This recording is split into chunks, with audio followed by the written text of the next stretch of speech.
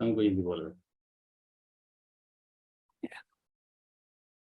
Good afternoon, everyone. On behalf of agricultureinformation.com, I like to invite the speaker, Mr. Bala Sahib Maishodane, who will speak about pomegranate farming from planting to harvesting and marketing. I now request the speaker to begin. Thank you.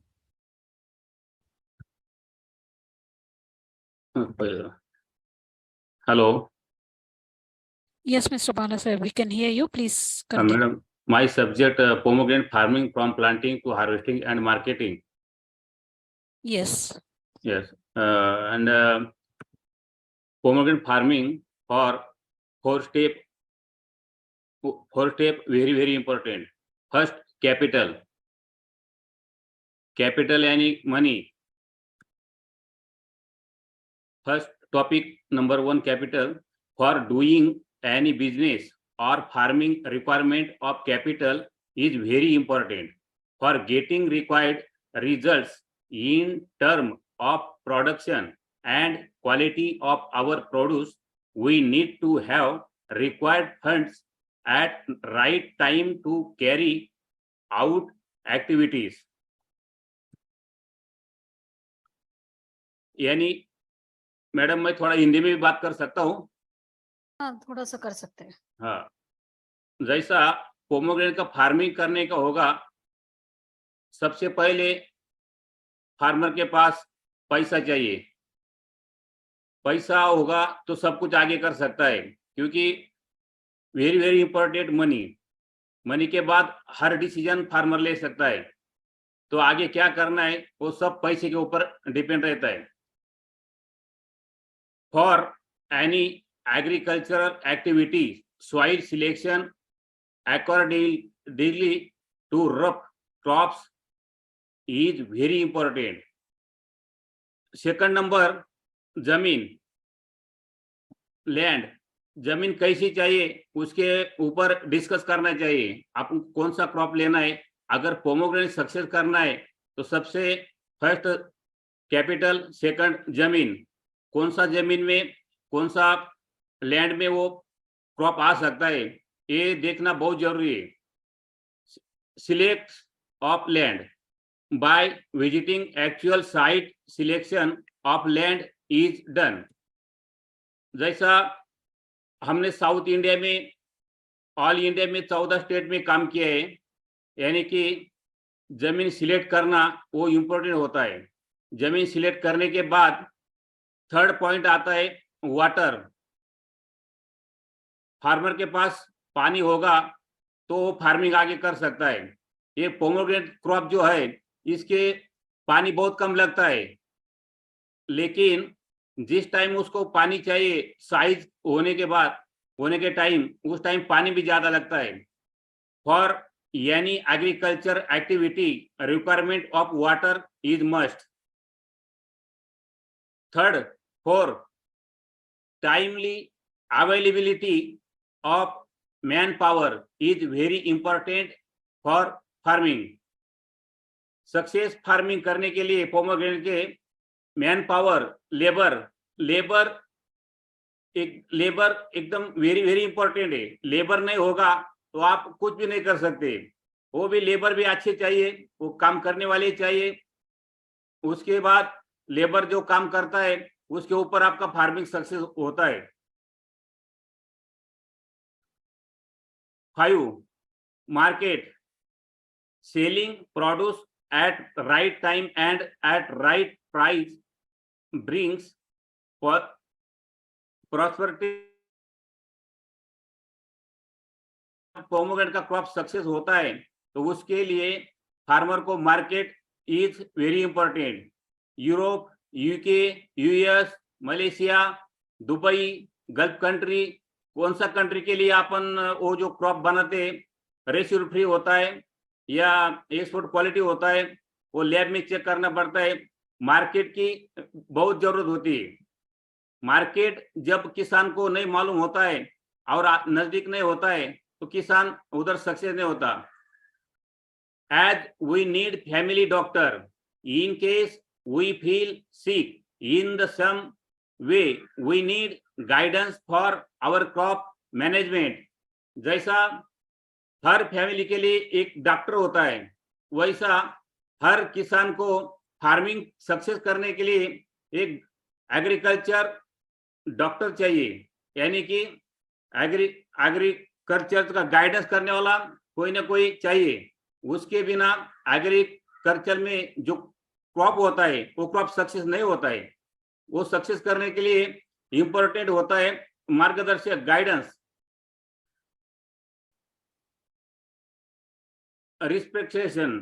preparation. Once we decide about 6 points, next point is preparation of land according to requirement of crop. Well prepared land solves many future problems which occurs during crop production. जब pomegranate का farming success करना है तो जमीन का levelling करने के बाद, उसका कल्टीवेशन करने के बाद उसको ड्राइंग करना पड़ता है। उसका जो डिस्टेंस होता है, कौन सा डिस्टेंस पे लगाने का है, पोमोग्रेनेट क्रॉप लगाने के टाइम उसका डिस्टेंस सबसे सुपर डिस्टेंस 15/10 होता है या 14/10। 14/10 वही डिस्टेंस ऑल इंडिया में नंबर 1 है। और ये डिस्टेंस के ऊपर उसको पिट बनाना पड़ता है। पिट बनने के बाद उसको बाद में बेसल डोज डालना पड़ता है। और बेसल डोज जब अपन डालते हैं, बेसल डोज में फर्स्ट ईयर में पर ट्री के पास जो पिट होता है, वो पिट में 20 kg काउडंग, वो भी कंपोस्ट वाला cow dung, 1 kg neem cake, 1 kg press mud होता है 1 kg, एंड 100 ग्राम ग्रैनुअल में सल्फर आता है, वो डालना पड़ता है। उसके बाद उसको एसएसपी डालना पड़ता है एक 200 ग्राम। वो सब मिक्स करके फीड बनाने के बाद वो फीड प्लांटेशन करने के लिए सबसे डिसीजन होता है वैरायटी, कौन सा वैरायटी सिलेक्ट करना चाहिए। इंडिया में सबसे भगवा वैरायटी जो है, भगवा पोमोग्रेनेट, वो वैरायटी ऑल वर्ल्ड में नंबर 1 है। वो total Europe, UK, US, gulf country, Malaysia, Netherland, Bangladesh, सब जगह में उसको डिमांड है, भगवा वैरायटी को, सुपर भगवा या भगवा। अदरवाइज दूसरा वैरायटी एक्सपोर्ट के लिए नहीं चलता है। वो प्लांटेशन करने के लिए गुटी कलम या टिश्यू कल्चर सबसे सुपर होता है, क्योंकि उसको थोड़ा प्रॉब्लम नहीं आता है। गुटी कलम में वो ओरिजिनल ट्री से ऊपर गुटी बनाया तो चलता है, नहीं तो गुटी कलम में कभी कभी थोड़ा धोखा हो जाता है। उसके बाद में अकॉर्डिंग वाटर मैनेजमेंट,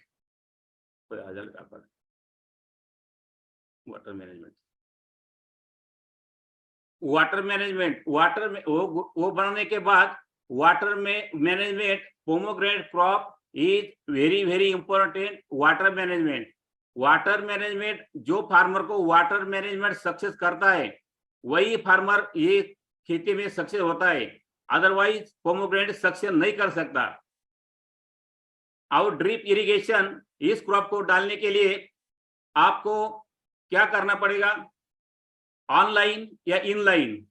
सबसे बढ़िया ऑनलाइन होता है। इनलाइन में वीड का प्रॉब्लम आता है, फ्यूजेरियम, राइजोप्टोनिया, उसका प्रॉब्लम ज्यादा आता है, ट्री मर जाता है, डंपिंग होता है।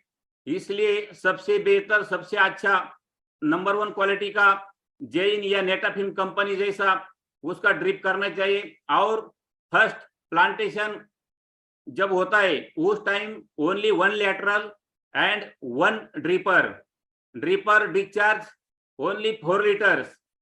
वो dripper, tree to dripper distance minimum 10 inch.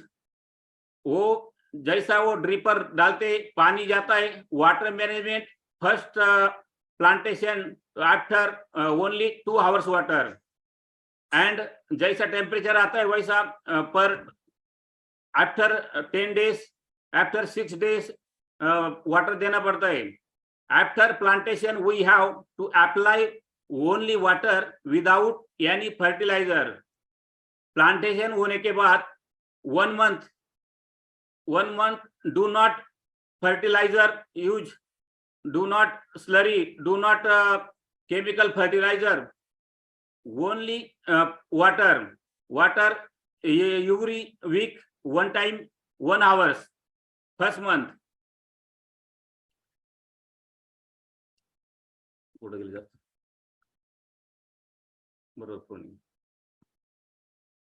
Pruning to be done after 3 months. 3 months tree plant लगाने के बाद जैसा वो ट्री बढ़ता है 3 months तक हो जाता है। ये टाइप का ट्री जब बनता है, ये बनने के बाद उसको देखो 1 lateral है, 1 रीपर है, एंड उसका 3 months में ये टाइप का शेप हुआ है। ये शेप होने के बाद उसको फर्स्ट प्रूनिंग करना पड़ता है। प्रूनिंग में उसको शेप देना पड़ता है। शेप के बाद उसको जो वाटर शूट आता है वो वाटर शूट रिमूव करना पड़ता है। उसका जो केन है, केन को स्टॉपिंग करना पड़ता है। And stopping and going is very very important for pomegranate crop. Crop management includes nutrition management, spray management, water management, organic slurry management, weed control, pruning management. This is very very important. But spraying and nutrition management, ये जो subject है इसके ऊपर बोलने के लिए कम से कम minimum 3 hours 4 hours एक टॉपिक के ऊपर बोलना चाहिए। इतना आज नहीं बोल सकता है। ऐसा ट्री को बनाने के बाद 6 month का ट्री हो गया। अभी ये 6 month ट्री होने के बाद उसको प्रूनिंग, उसको बेसल डोज भरना पड़ता है। Basal dose after 6 month, first basal dose यानी half basal dose. Half basal dose is very important. Basal dose यानी कि 20 kg cow dung, 1 kg neem cake, 1 kg press mud, 100 grams granular sulphur 90% and SSP 100 gram. वो basal dose डालने के बाद उसको important work है, उसको ये प्लॉट को आपको बेड बनाना है। ये फर्स्ट बेड बनाए। बेड बनाने के बाद उसको 2 lateral करना है। 2 lateral is important work this 6 month। 6 month में जब 2 lateral करेंगे तो 2 lateral and 6 dripper, 1 side 3 dripper, 1 side 3 dripper. 1 dripper is 4 liter charges discharge. Water shoot management, first and second 6 months basal dose after tree जबरदस्त heavy to heavy water shoot आता है। ये water shoot tree का energy waste करता है। जितना water shoot आएगा वो ट्री का एनर्जी वेस्ट करेगा। इसलिए वाटर शूट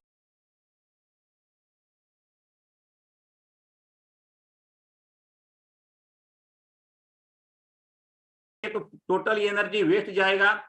उसके बाद नेक्स्ट क्रॉप पकड़ने के लिए उसको प्रॉब्लम आएगा, फ्लावरिंग का प्रॉब्लम आएगा, सेटिंग का प्रॉब्लम आएगा। And after 6 months watering, after watering flowers to be removed। जबरदस्त फ्लावर आता है ट्री को। फ्लावर इतना आता है, वो फ्लावर कंटिन्यू एनर्जी वेस्ट करता है। जिस टाइम पोमोग्रेनेट का फ्लावर आता है उस टाइम उसका cane and flowering continue stopping remove and cane stopping flowering remove करना पड़ता है। रिमूव नहीं किया तो वो ट्री का एनर्जी जबरदस्त वेस्ट करता है। वेस्ट करने के बाद ट्री को आगे फ्लावरिंग नहीं सक्सेस होता, सेटिंग सक्सेस नहीं होता एंड क्रॉप क्लियर नहीं आता। 18 months typing mistake.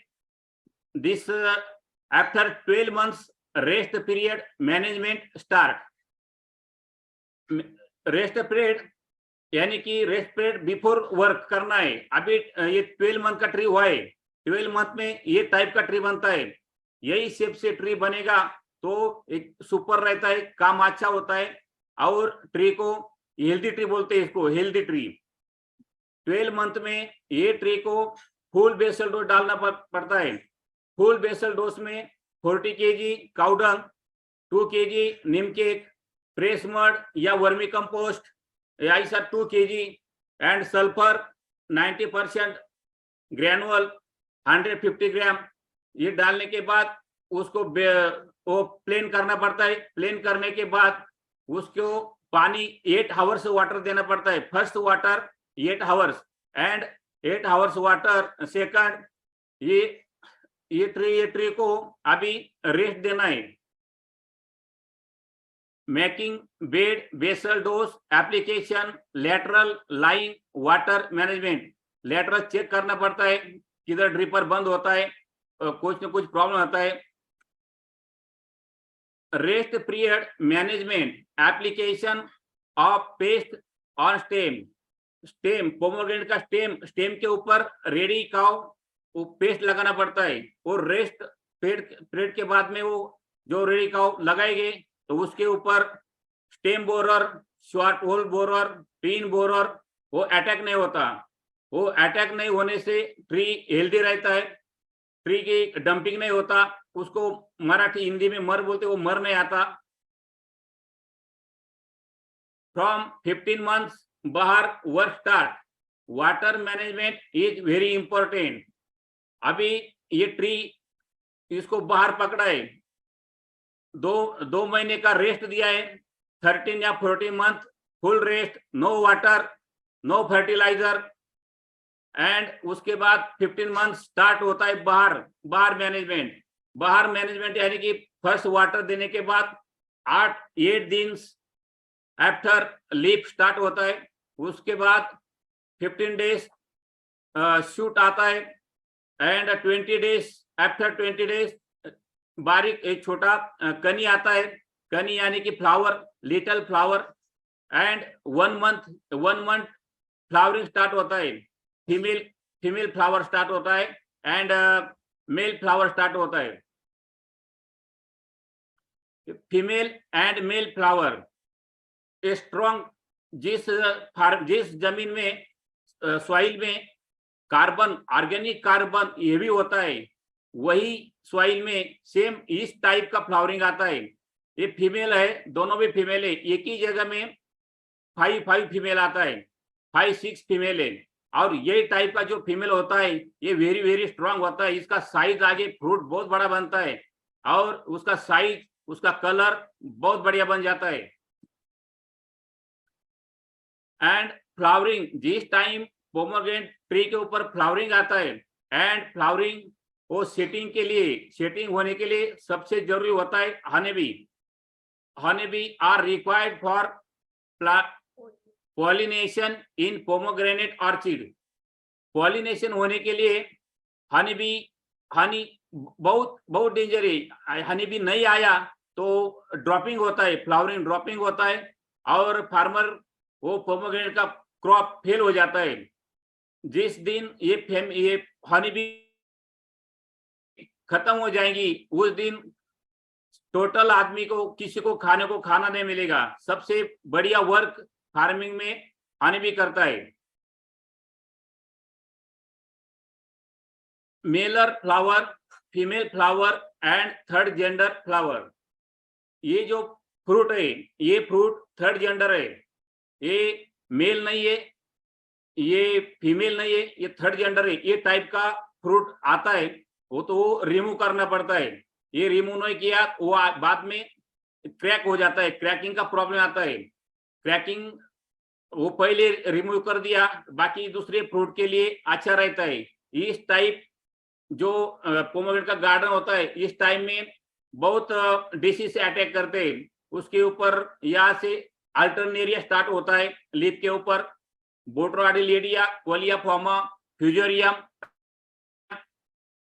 ऐसे जो डिसीज है वो ट्री के फ्रूट के ऊपर, लीफ के ऊपर अटैक करते हैं। उसके लिए स्प्रेइंग करना पड़ता है। लेकिन आज स्प्रेइंग का सब्जेक्ट नहीं बोल सकता है, वो बहुत बड़ा है, उसके लिए कंटिन्यू 8 आवर्स बोलना पड़ता है। And most important stage of pomegranate farming is flowers setting. It depends on organic carbon present in the soil. जिस सॉइल में ऑर्गेनिक कार्बन 0.3 के ऊपर रहता है, सुपर ऑर्गेनिक कार्बन जिस सॉइल में होगा वही सॉइल में इस टाइप सेटिंग होता है। ये सेटिंग में से अभी ये जो 3 सेट हुआ है और एक मेल है और एक इसमें फीमेल है, छोटा है, लेकिन इसमें से ओनली 2 फ्रूट रखना पड़ेगा, उसके थिनिंग करना पड़ता है। एक ट्री के ऊपर minimum first year only 60 fruit रखना पड़ता है, 60 fruit and 1 fruit weight average 250 to 350, यानी कि 60 फ्रूट या 20 kg पोमोग्रेनेट होता है फर्स्ट ईयर में। और यही क्वालिटी लाने के लिए आपको पोमोग्रेनेट फार्मिंग में एक वाटर मैनेजमेंट एकदम अच्छा करना पड़ता है। वाटर मैनेजमेंट कुछ डर्टी किया तो उसमें ड्रॉपिंग भी बहुत होता है, 80% फ्लावर ड्रॉपिंग हो जाता है। वाटर में वाटर ज्यादा हुआ तो भी ड्रॉपिंग होता है, कम हुआ तो भी ड्रॉपिंग होता है।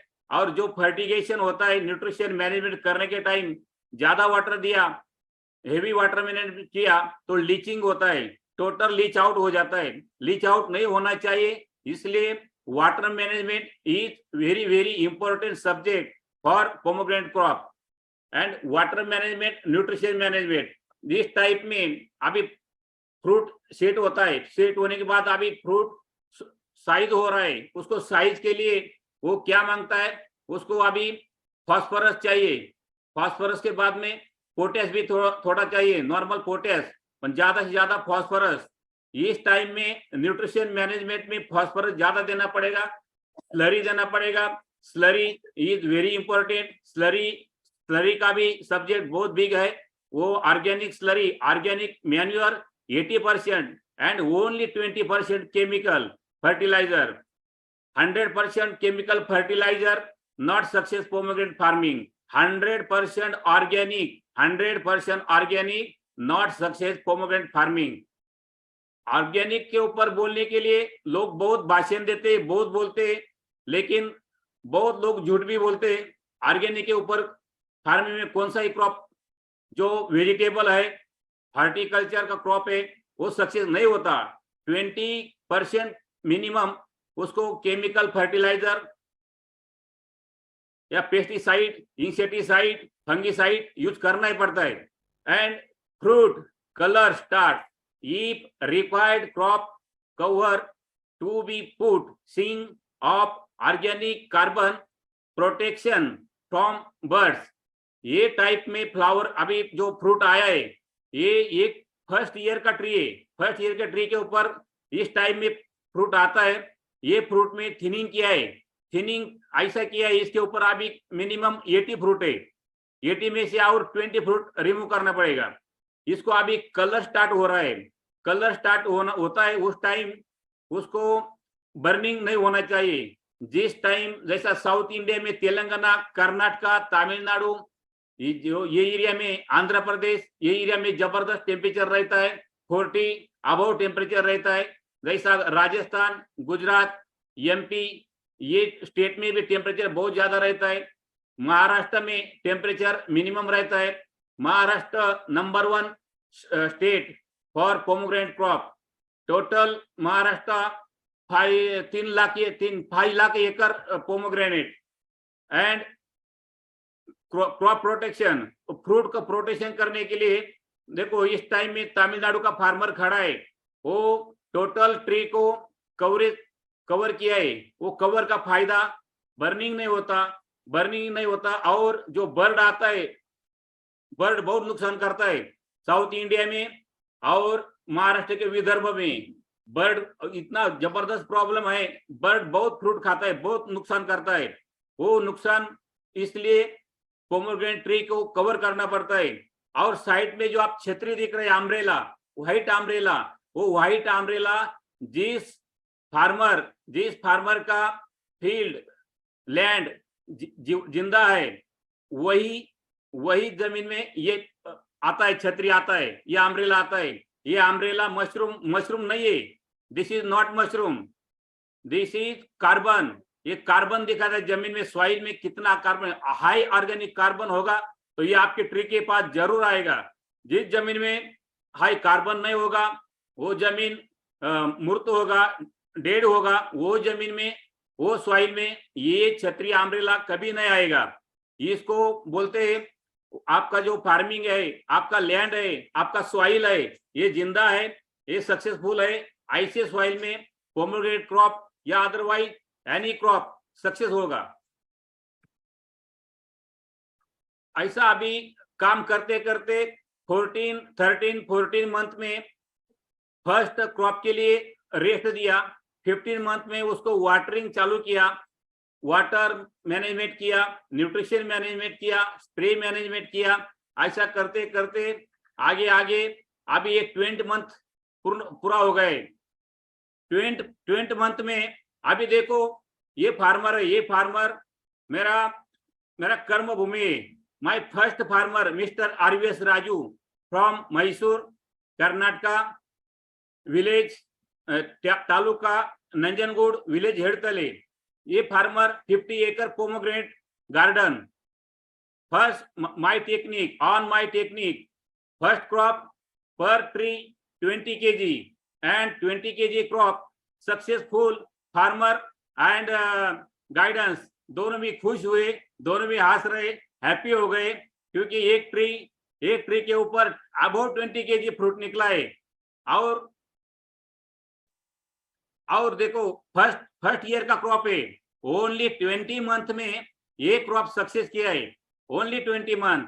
Plantation to harvesting and harvesting to marketing, only 20 month ये क्रॉप सक्सेस किया है। ये पर ट्री के ऊपर 60-80 फ्रूट, बाकी फ्रूट थिनिंग किया, ये फ्रूट सक्सेसफुल किया। ये गार्डन, ये मेरी, this is my university, RVS Raju from my friend, my farmer, first my शिष्या, एक नंबर क्वालिटी। सेकंड, अभी ये जो फ्रूट दिख रहा है ये RVS राजू के गार्डन का फ्रूट है। ये fruit 450 gram weight and seed, उसका फुल रेड सीड है उसका, एंड स्वीटनेस, जबरदस्त स्वीटनेस है। एंड 3 फ्रूट वेट 1 kg 143 ग्राम।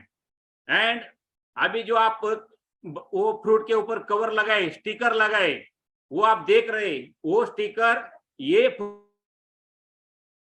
ये पोमोग्रेनेट गार्डन, इसका फ्रूट मेरे अंडर में फर्स्ट 2014 में फर्स्ट प्लांटेशन किया और 2016 में फर्स्ट हार्वेस्टिंग किया। हार्वेस्टिंग करते समय इसको ट्रेडर मिला महाराष्ट्र वाला, INI एक्सपोर्ट। वो first crop by air cargo Bangalore airport से मलेशिया, यूरोप, UK गया, एंड बाकी टोटल कंटेनर डायरेक्ट गार्डन से कंटेनर आया, 150 रुपीज पर kg ये पोमोग्रेनेट सेल हुआ है। मेरे अंडर में, मेरे टेक्निक से अभी पोमोग्रेनेट के गार्डन के ऊपर बहुत फार्मर ने काम किया है। कम से कम कर्नाटका, राजस्थान, महाराष्ट्र, MP, गुजरात, आंध्र प्रदेश, तेलंगाना, तमिलनाडु, पांडिचेरी में एक farmer, 1 farmer mister Jayachandra, Himachal Pradesh and online all India. ये जो पोमोग्रेनेट का फार्मर है, इस फार्मर ने फर्स्ट ईयर में पर एकड़ में 1,20,000 रुपीज खर्चा किया टोटल। उसमें drip line, pipeline, water management, nutrition management, fertilizer, pesticide, fungicide, जो कुछ है वो सब उसने यूज किया। 1,20,000 रुपया उसको स्पेंड हुआ। ये होने के बाद उसको जब क्रॉप 150 रुपीज पर kg गया, वो फार्मर फुल हैप्पी हो गया। ऑल इंडिया में नंबर 1 रेट मिला। एंड यही पोमोग्रेनेट का सैंपल चेक किया। इसका सैंपल जब बेंगलोर के TUB लैब में 7-8 फ्रूट दिया सैंपल के लिए, वही लैब वाले जो साइंटिस्ट थे वो बोले ये फ्रूट किसने बनाया, ये बनाने वाला कौन है? वो फार्मर वाला मैंने बनाया, लेकिन मेरे को गाइडेंस करने वाला कोई और है, महाराष्ट्र वाला है। यही फ्रूट वो बोले ये 100% इसका सैंपल पास हो जाएगा। वो लैब का सैंपल चेक किया, वो सैंपल पास हुआ। पास होने के बाद यूरोप कंट्री में ये पूरा प्रोमोगेट गया, 150 रुपीज पर केजी गया और डायरेक्ट कंटेनर गार्डन में लोड किया और कुछ fruit 2 ton per day by air cargo से जा रहा था। वो फार्मर इतना हैप्पी हो गया। वो फार्मर इतना हैप्पी होने के बाद उसका बड़ा भाई उसको बोल रहा था तूने पर एकड़ में कितना खर्चा किया? वो बोला 1,20,000। और कितना पैसा बना? वो बोला फर्स्ट ईयर में मेरे को 5 लाख रुपीस पर केजी मिला है। 5 लाख। तो 5 लाख जब मिला तो उसका भाई बोलता है आपको 1 एकड़ में 5 लाख मिला है ओनली 6-7 मंथ में, तो कौन सा भी फार्मिंग से बड़ा बिजनेस कुछ भी नहीं है। नंबर 1 फार्मिंग, सबसे बिजनेस बढ़िया है तो फार्मिंग में क्रॉप अच्छा करो, गाइडेंस अच्छा ले लो और कौन सा क्रॉप करना चाहिए, उसको मार्केट किधर मिलेगा, उसको एक्सपोर्ट के लिए क्या करना पड़ेगा, उसको ग्लोबल गैप सर्टिफिकेट चाहिए, उसको ऑर्गेनिक सर्टिफिकेट चाहिए, उसको और जो सैंपल लैब का सैंपल होता है उसका सर्टिफिकेट चाहिए। वो सब नॉर्म्स करने के बाद आपका पोमोग्रेनेट एक्सपोर्ट होता है। अभी ये फार्मर ये बहुत पैसा कमाए। यही फार्मर नहीं, ये कर्नाटक में बहुत फार्मर को काम किया है। कर्नाटक में मिनिमम 8-10 डिस्ट्रिक्ट में काम किया है। वो सब फार्मर हैप्पी हो गए। और महाराष्ट्र नंबर 1 है पोमोग्रेनेट के लिए। Maharashtra state is number 1। Maharashtra है हिंदुस्तान का कैलिफोर्निया है। बहुत जबरदस्त क्रॉप आता है इधर। बट अभी इतना पोमोग्रेनेट में पैसा बनता है, इतना सक्सेस होता है। But before 4 years very big problem pomegranate crop, यानी big rain continue 3 years, big rain continue rain, ज्यादा rain, heavy rain to flood, rain flow continue pomegranate problem. Pomegranate crop 7 lakh acre all India, but now only 4 lakh acre all India. 3 lakh acre pomegranate remove per day. Maharashtra per day 40 machine daily, एक machine 10 ton pomegranate crush करता है। Pomegranate का tree remove करके उसका पीट बनाता है, powder बनाता है। वो पाउडर बॉइलिंग में जाता है, उधर यूज होता है। किसान फार्मर लोग पोमोग्रेनेट को जो डिसीज आता है, सबसे खतरनाक डिसीज है उसका बैक्टीरियल ब्लाइट। उसके बाद में कोलियाफोमा है बैक्टीरियल, उसको फ्यूजेरियम आता है।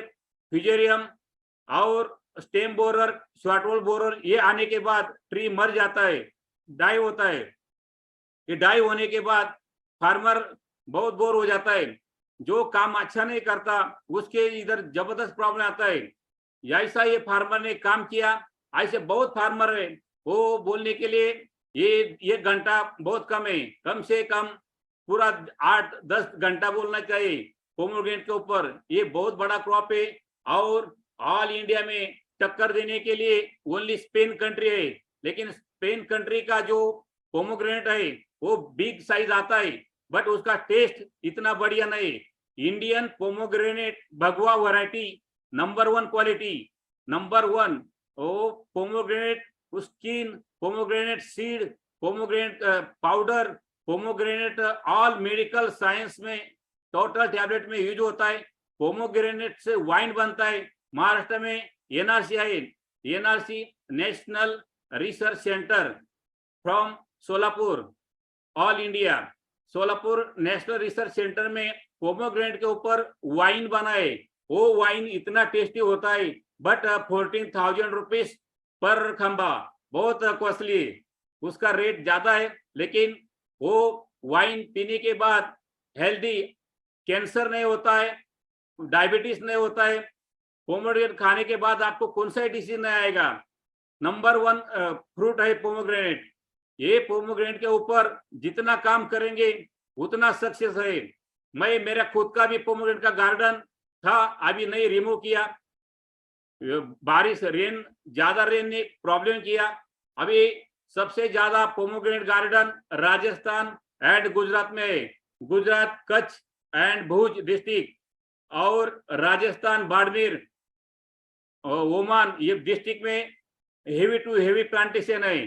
बट महाराष्ट्र, कर्नाटका, आंध्र प्रदेश, तेलंगाना, ये Madhya Pradesh minimum 70% pomegranate garden remove किया है। अभी न्यू प्लांटेशन डिसीजन ले रहा है फार्मर लोग। अभी जो लोग फार्मिंग में पोमोग्रेनेट का क्रॉप प्लांटेशन करेंगे, नंबर 1 उसको पैसा बनेगा, 100% वो सक्सेस होगी। अभी देखो पोमोग्रेनेट में सक्सेस होने के लिए बहुत तकलीफ लिया है फार्मर लोगों ने, बैक्टीरियल बाइट ने बहुत तकलीफ दिया। But every successful person has a painful story, every painful story has a successful ending. Accept the pain and get ready for success. Success होने के लिए कुछ तकलीफ निकालना पड़ता है, बहुत तकलीफ होता है। और पोमोग्रेनेट का जैसा ट्री जैसा बड़ा होता है, उसको प्लांटेशन करने के बाद जैसा अपना बेटा सन बड़ा होता है, सेम वही टाइप का है। और ये पोमोग्रेनेट का ट्री एक वुमन जैसा है, सेम वुमन टाइप है, जैसा वुमन सेम ये पोमोग्रेनेट का ट्री है, उसके जैसा भी उसको बनाना पड़ता है। उसको जो मेल फ्लावर और फीमेल फ्लावर, जब ज्यादा वाटर देते आप, ज्यादा वाटर देने के बाद इतना लीच आउट होता है, तो टोटल 100% फ्लावर डायरेक्ट ड्रॉपिंग होता है। वो ड्रॉपिंग नहीं होना चाहिए, इसलिए वाटर मैनेजमेंट बहुत अच्छा करना पड़ता है।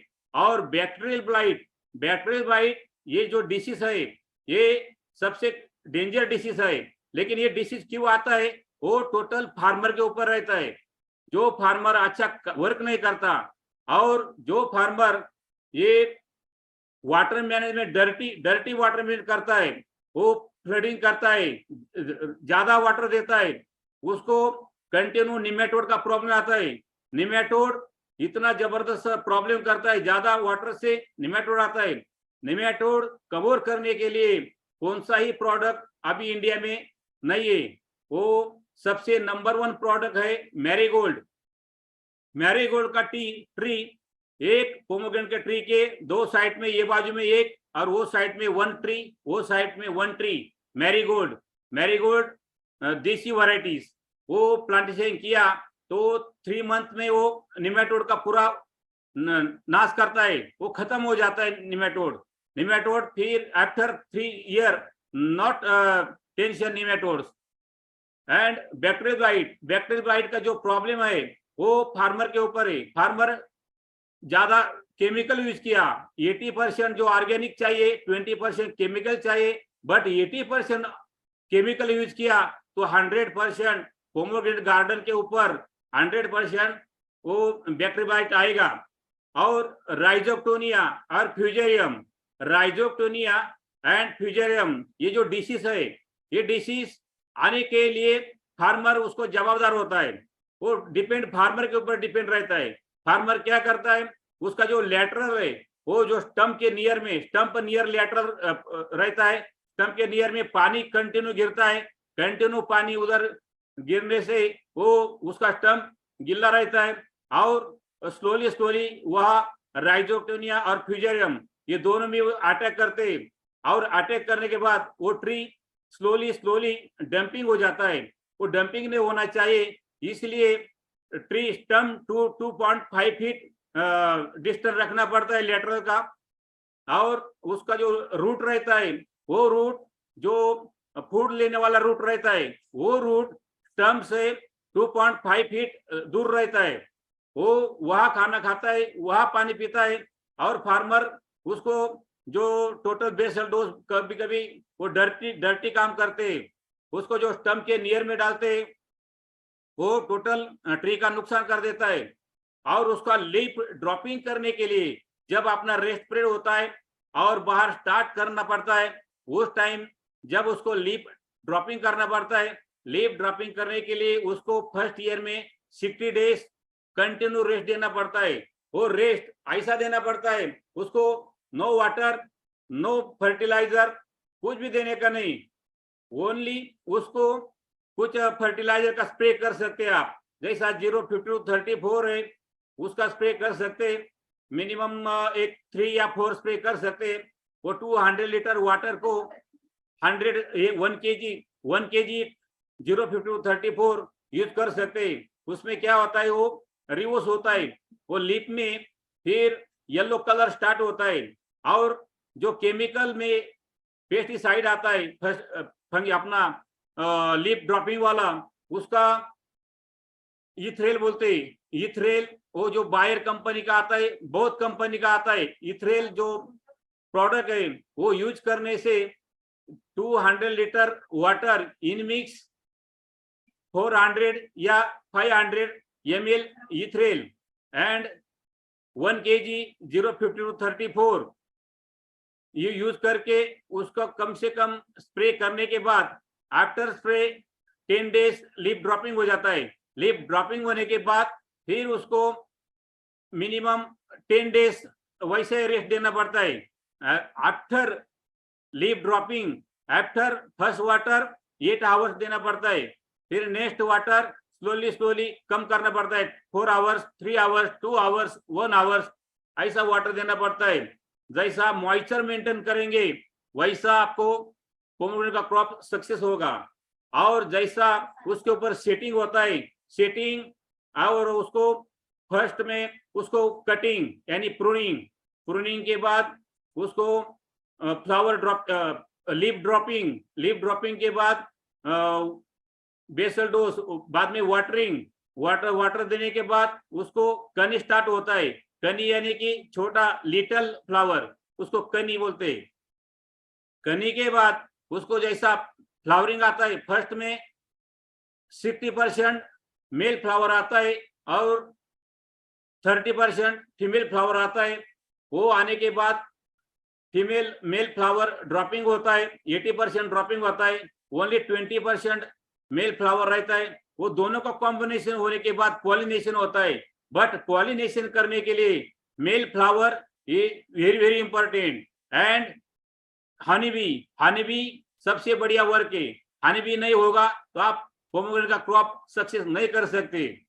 ऐसे ये पोमोग्रेनेट क्रॉप सक्सेस करना पड़ता है। और फ्रूट का wait minimum 400-500 sufficiently for Europe, US, UK country, but Bangladesh 600-800 1 kg तक no problem. Indian market, Indian मॉल Maharashtra one time 1000 rupees per kg pomegranate garden rate, 800 rupees per kg garden rate, any time 20 rupees per kg। Big crop bumper crop आया तो 20 rupees, 40 rupees, 50 rupees per kg pomegranate। but now condition of now pomegranate market rate now 120 rupees to 160 rupees per kg garden rate।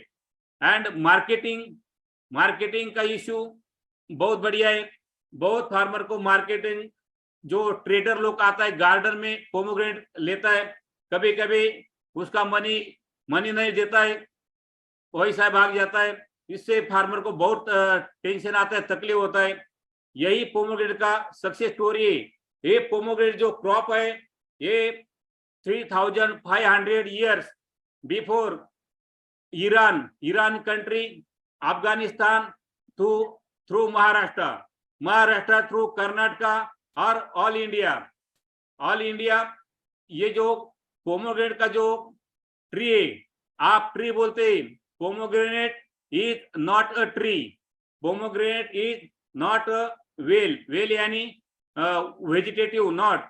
Pomegranate tree is bush wild crop, ये bush crop, इसलिए इसको पानी water management सबसे बढ़िया है, वो करना चाहिए। और ये बुश वर्गीय जो क्रॉप है, इसको ये जो ज्यादा से ज्यादा ड्राई एरिया में ये 100% सक्सेस होता है। और जिस सॉइल में, जिस एरिया में कंटिन्यू हेवी रेन रहता है, वो एरिया में ये क्रॉप सक्सेस नहीं होता। इसके ऊपर बहुत प्रॉब्लम आता है, प्लेग आता है, बैक्टीरिया ब्लाइट आता है, बहुत बटरियार्डिलेरिया, कोलियाफॉर्मा आता है, फिजोरियम आता है, राइजोटोनिया आता है, ऐसे बहुत डिसीज आता है। इसलिए वो सक्सेस होता नहीं। इसलिए ज्यादा से ज्यादा ड्राई एरिया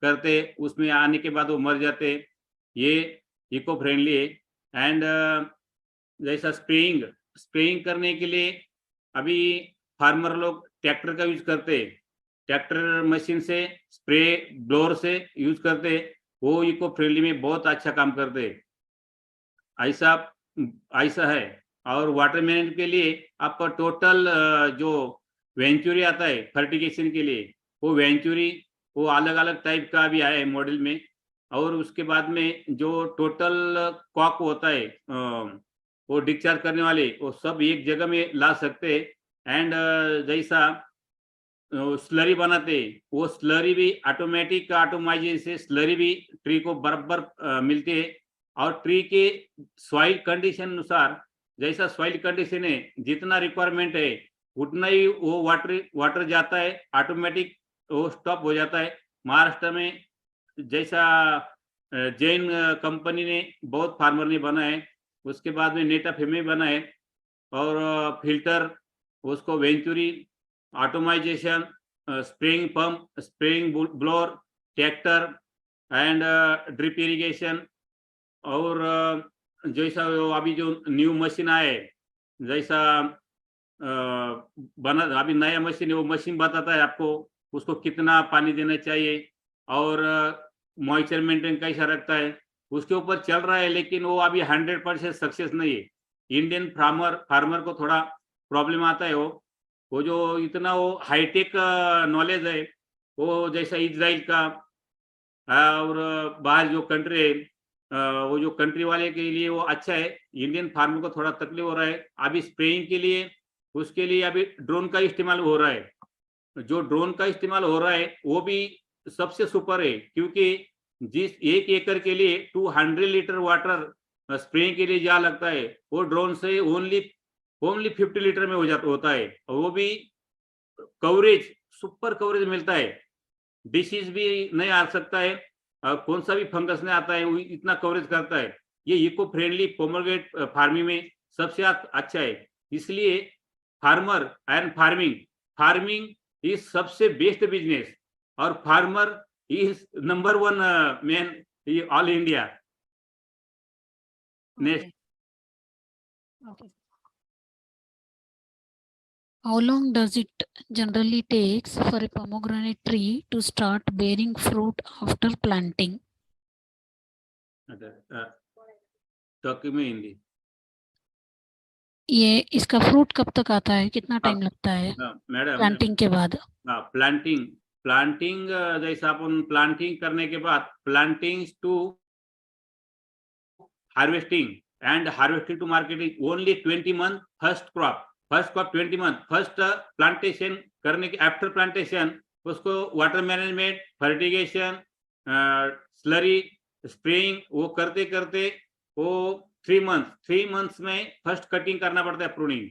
वो शेप, उसको आकार शेप देने के लिए वाटर शॉट निकालना पड़ता है। And pomegranate tree only stopping going, continue stopping नहीं किया, कंटिन्यू वो उसका बढ़ता है, वो वेजिटेटिव ग्रोथ होता है। तो फिर नेक्स्ट टाइम उसको नेक्स्ट में फ्लावरिंग में एंड सेटिंग में बहुत प्रॉब्लम आता है, इसलिए उसको स्टॉपिंग गोइंग करना पड़ता है। एवरी 3 मंथ्स में first 3 months first cutting.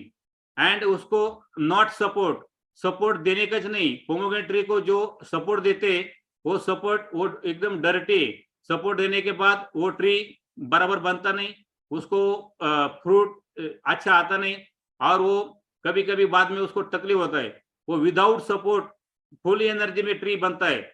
And 6 month में उसको फर्स्ट बेसल डोज देना पड़ता है, क्योंकि 6 मंथ में उसको जब पहले प्लांटेशन करते उस टाइम 1 लैटरल 1 ड्रिपर रहता है, और 6 मंथ में उसको 2 लैटरल और 6 ड्रिपर लगाना पड़ता है। ये वेरी वेरी इंपॉर्टेंट वर्क है ये। और जैसा स्टंप है, स्टंप से डिस्टेंस उसको दूर करना पड़ता है, मिनिमम 2 फीट ये साइड, 2 फीट वो साइड।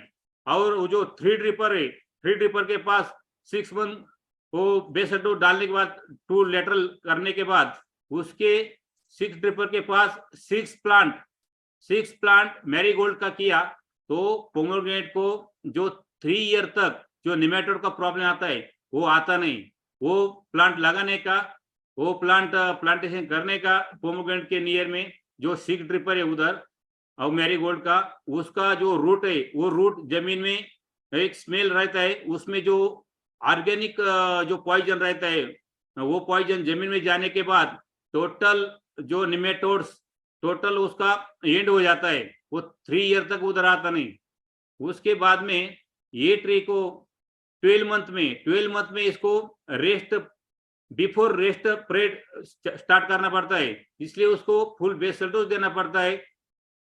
फुल बेसल डोज देने के बाद आपको वो ट्री के लिए वो बेड अच्छा करना पड़ता है और उसके ऊपर वो जो 2 लेटरल चेक करके ड्रिप क्लीन करके ड्रिप लाइन क्लिक करके अच्छा रखना पड़ता है और ओनली 1 टाइम 8 आवर्स वाटर करना पड़ता है। 8 आवर्स वाटरिंग करने के बाद आपको वो ट्री उसको पानी अच्छा मिलेगा, उसके बाद उसको डायरेक्ट रेस्ट देना पड़ता है। वो जो 13 या 14 ये 2 मंथ में पोमोग्रेनेट ट्री को 60 डेज कंटिन्यू रेस्ट देने का है। रेस्ट यानी कि no fertigation, no water, only 1 या 2 या 3 spray and rest. After rest बाहर मैनेजमेंट करना पड़ता है। बाहर मैनेजमेंट यानी कि फर्स्ट वाटर देना पड़ता है। फर्स्ट वाटर देने के बाद उसको बाहर स्टार्ट होता है, उसको लीफ आना स्टार्ट होता है। लीफ आने के बाद उसको कनी आता है, कनी यानी कि लिटिल फ्लावर। उसके बाद में उसमें फीमेल, मेल, थर्ड जेंडर ये 3 टाइप का फ्लावरिंग आता है।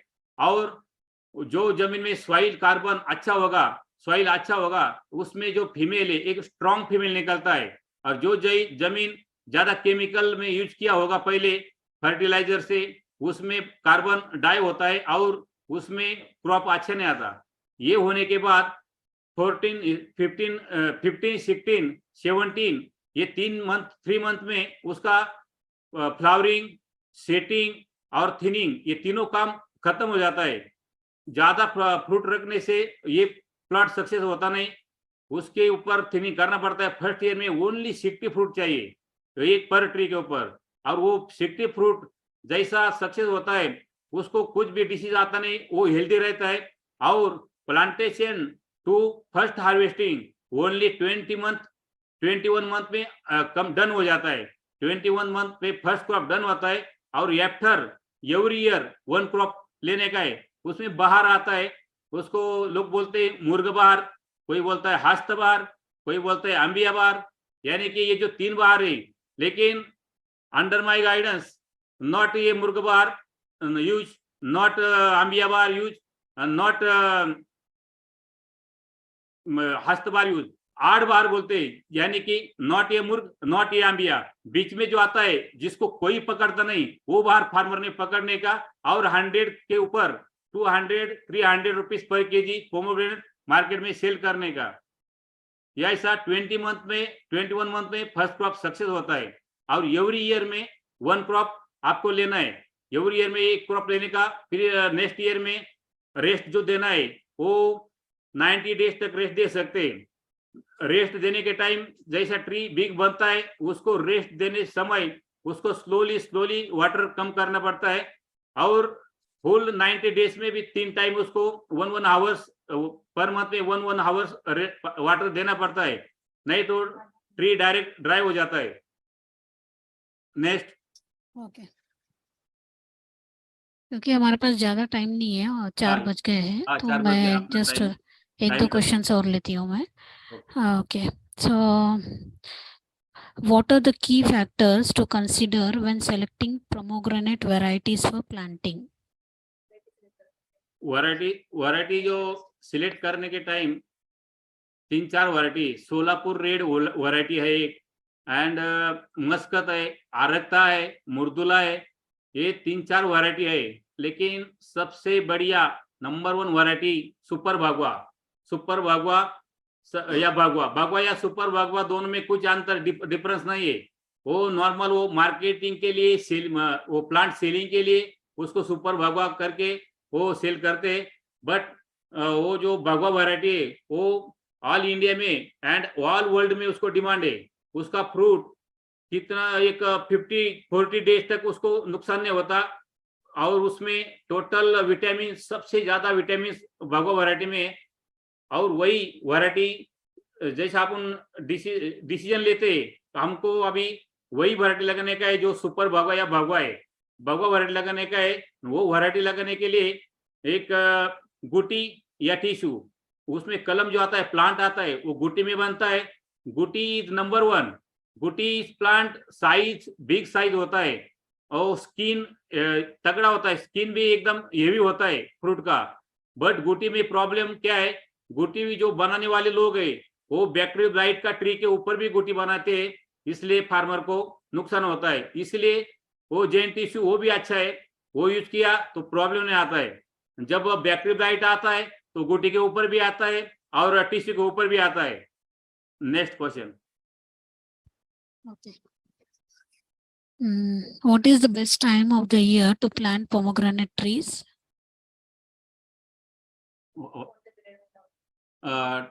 जो प्लांटेशन पीरियड ऑल ईयर में no problem, but 15 March to 10 June तक, जो 15 मार्च से 10 जून हाई टेम्परेचर, उस टाइम प्लांटेशन नहीं कर सकते। प्लांटेशन किया तो प्रॉब्लम आता है, टेम्परेचर ज्यादा रहता है, रूट डेवलप नहीं होता है और वाटर भी ज्यादा लगता है और वो टेम्परेचर की वजह से ट्री का ग्रोथ नहीं बढ़ता है। इसलिए आफ्टर 15 मार्च स्टिल 15 या 10 June, after 10 June to 15 March every year, no problem. Okay. And how often should pomegranate trees be watered during their initial growth stage? Growth, water management. हाँ, इनिशियल ग्रोथ स्टेज के time पे, मतलब हाँ। शुरुआत के time पे। शुरुआत के टाइम पे जैसा प्लांटेशन करने के बाद फर्स्ट मंथ में उसको वाटर बहुत कम लगता है। फर्स्ट टाइम 2 आवर्स देते and second water after 1 week 1 hours, third water after 1 week only half hours and 4 week 1 hours. एकदम मिनिमम वाटर, ज्यादा हेवी वाटर दिया तो उसका रूट को प्रॉब्लम आता है, रूट डेवलप नहीं होता है क्योंकि वो माइच्योर मेंटेन नहीं होता है। और सेकंड जैसा ग्रोथ होता है, कंटिन्यू वेजिटेटिव ग्रोथ के लिए जैसा ग्रोथ होता है और टेम्परेचर के अनुसार उसको वाटर मैनेजमेंट करना पड़ता है। पोमोग्रेनेट क्रॉप में वाटर मैनेजमेंट सबसे इंपॉर्टेंट सब्जेक्ट है। इंपॉर्टेंट वाटर मैनेजमेंट जो फार्मर सक्सेस नहीं कर सकता है, वो डर्टी करता है, गलत करता है, वो फार्मिंग में कभी सक्सेस नहीं होता है। पोमोग्रेनेट का इंपॉर्टेंट सब्जेक्ट है water management. Next. Okay. And what role do fertilizers play in pomegranate cultivation and how should they be applied? Fertilizer, हाँ, यानी कि उसको अप्लाई कैसे करते हैं, उसका रोल क्या है? हाँ, ये फर्टिलाइजर का रोल जैसा है, एनपीके होता है, नाइट्रोजन, फास्फोरस एंड पोटेश। जो एनपीके होता है वो फर्स्ट मंथ में उसको बिल्कुल नहीं लगता है। First month plantation to first month इसको थोड़ा भी वाटर वो फर्टिलाइजर देने का नहीं, स्लरी दे सकते हैं, ऑर्गेनिक स्लरी दे सकते हैं, ऑर्गेनिक मटेरियल यूज कर सकते हैं।